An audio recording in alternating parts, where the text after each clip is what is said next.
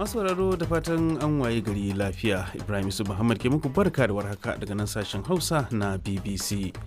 Da cikin shirin namu na karfe 6:30 agogon Najeriya da Nijar, wato 5:30 kenan agogon GMT da Ghana.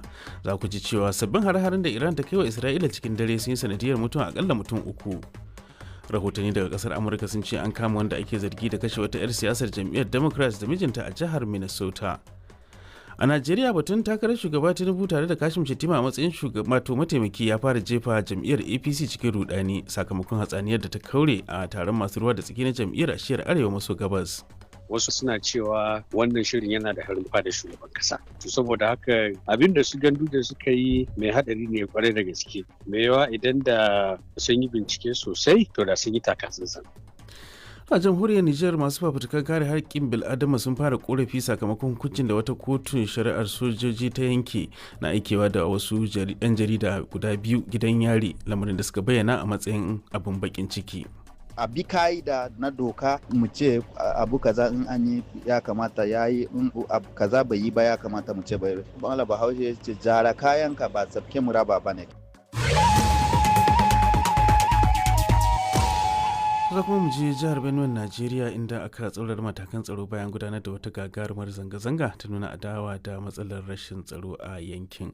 Amma kafin nan sai na fara karanto labaran duniya. Iran ta kaddamar da sabbin hare-hare kan Isra'ila inda ake ta jin karan fashe-fashe a manyan biranen kasar da suka hada da Tel Aviv da kuma Haifa. Hukumar bayar da agajin gaggawa ta Isra'ila dai ta ce an kashe akalla mutum 3 yayin da wasu da dama suka jikkata. Earlier, Iran confirmed that the head of the Islamic Revolution. Wakilin BBC ya ce tun da farko da Iran ta tabbatar da cewa an kashe shugaban sashen leƙen asiri na rundunar dakarun kare juyin juya hali na kasar da mataimakinsa da wani kwamanda a wani hari da Isra'ila ta kai a birnin Tehran. Ma'aikatar lafiya ta Iran dai ta ce akalla mutane 224 ne suka mutu tun bayan da aka fara kai mata hare-hare. Rahotanni daga Amurka na cewa shugaba Trump ya ki amincewa da wani shirin Isra'ila na kashe jagoran addini na Iran wato Ayatollah Ali Khamenei. Wani babban jami'in gwamnatin Amurka ya shaidawa kamfanin dillacin labarai na Reuters cewa Iran bata kashe Amurkawa ba, don haka Washington ba za ta goyi bayan kaiwa shugabannin Iran hari ba. Ana tunanin cewa dai fadar White House tana son Isra'ila ne ta mayar da hankalinta kan ci gaba da kai hare-hare kan cibiyoyin nukiliya na Iran. Mr. Trump bai fito fili ya ce komai game da wannan ikirarin ba.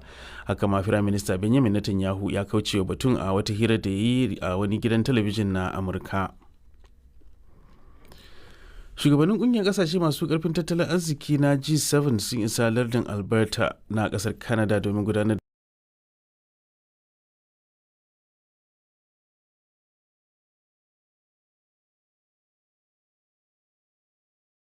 da wani taro na kwanaki 3 inda ake ganin yakin da ake yi tsakanin Isra'ila da Iran ne zai mamaye tattaunawar.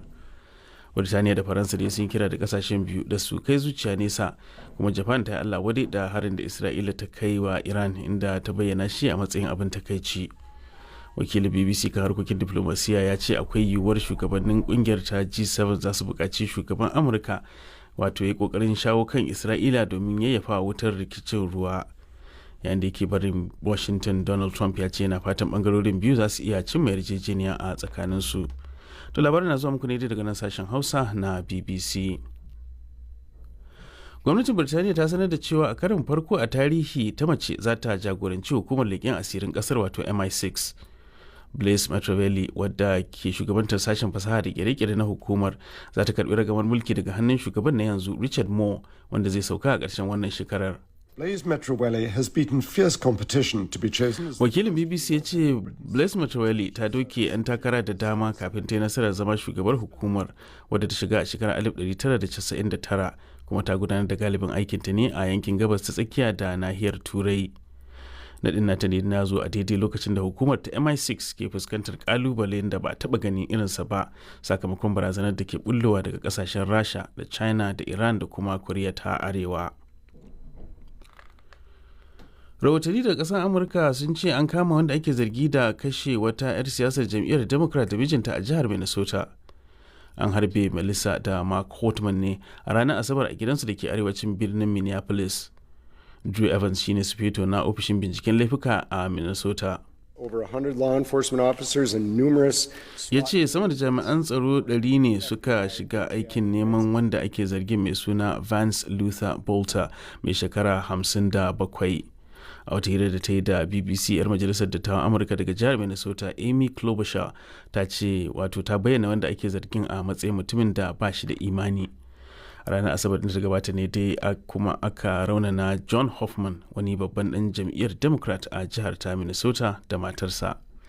Daga can labaran duniyar kenan daga nan sashen Hausa na BBC.